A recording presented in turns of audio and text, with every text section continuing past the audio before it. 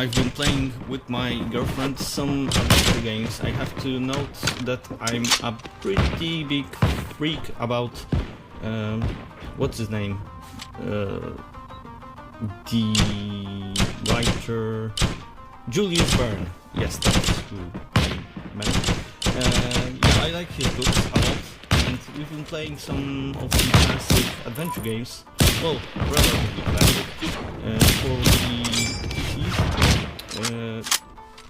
Their titles were Forbidden Island? Return to Forbidden Island, I guess. 1 and 2. Two parts. Really good games, in my opinion. Some of the how do you call them? Puzzles are pretty difficult at times.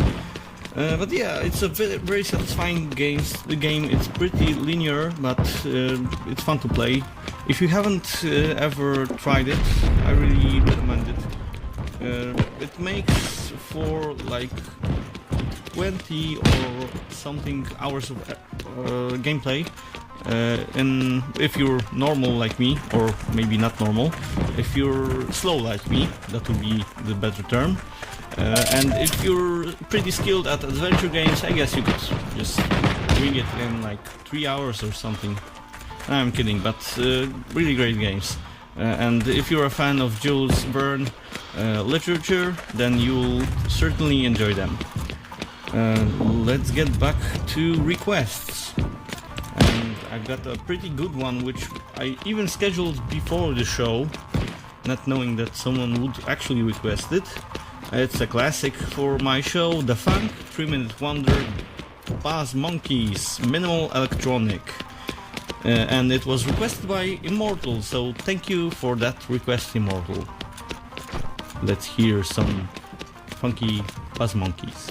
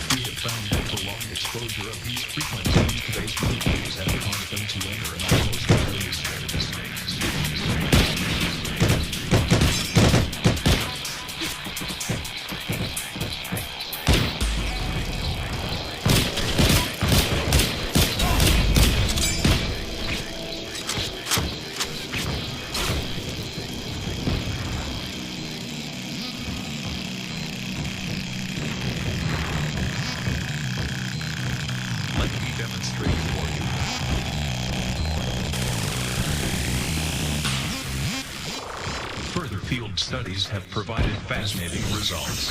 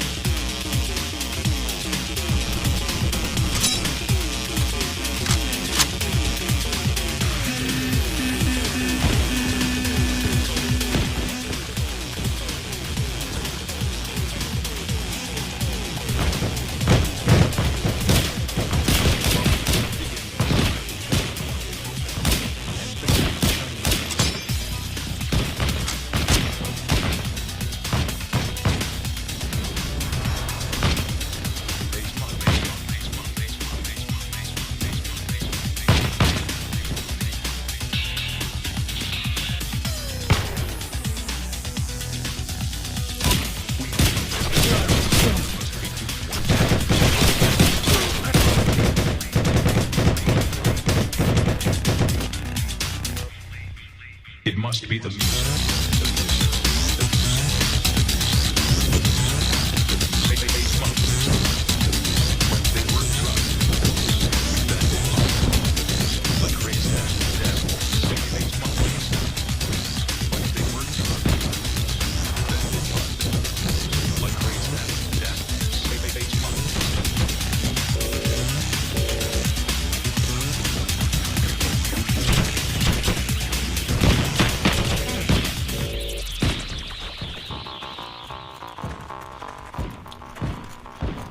Yeah, and second thing that I've been doing on my new old PCs was trying to get into some retro projects regarding coding. So I've started this small project to actually make a use of internet connection. Well, internet is quite a huge word for it. I'm using basic sockets to write an application which would allow me to connect to a web service, any web service at all, via a little app that I have put on my server that will act as a proxy, and instead of receiving like complex data formats from modern web services, I can translate them into something simple so that an old PC will actually understand without putting much load on the processor for decoding. And what I mean to do with that is just a small demo app that will allow me to take like foreign currencies rates and convert them into something that the old PC could display in a usable manner. So just a demo app like that. But what has been difficult about starting a retro coding project in the way that it was done like 10 years ago or even further is that there was no internet, or even if there was, it was pretty limited. So most people relied on manuals that were attached to the software IDEs and such stuff. I am using Borland C++, version 4.5 for Windows 3.1. And you can imagine how difficult it is nowadays when we are accustomed to IntelliSense and all this nonsense that helps us, well, not nonsense, but all these little douches that help us write code in a very easy and, well, comfortable manner. So when I've been stripped of that, I really have to say I have utmost respect to the people that coded back in the days. With the simple tools they had, with the simple hardware they had, just monitors displaying at most 80 characters in one line. Well, it certainly was hard, and I'm trying to get the feeling of that era for myself. I know it sounds crazy, but well, what the hell, it's retro just for fun, so I like to do such stuff. I hopefully have some understanding with you guys. So yeah, let's get back to the requests. And actually I have a request from myself for some Monkey Island by Press Play on Tape. This version was played live at The Gathering, not Slay Radio Gathering, we'll talk about this later, but The Gathering, a separate party, in 2003. Enjoy. Ladies and gentlemen, Monkey Island.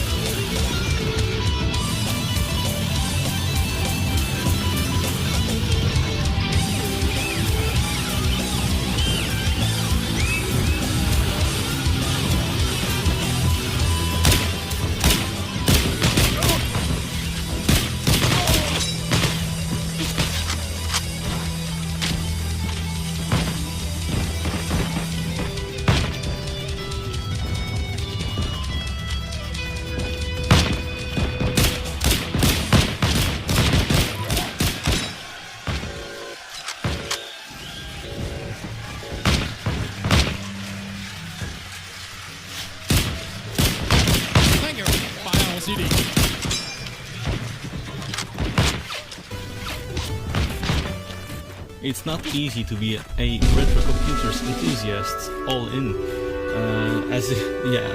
Some of you mentioned, I am probably a masochist to some degree. I agree. Some of the things we do just to feel the, I don't know, climate of the era that has passed. There's some nostalgia to it. There's also, in me at least, because I'm a bit younger, I never had the opportunity to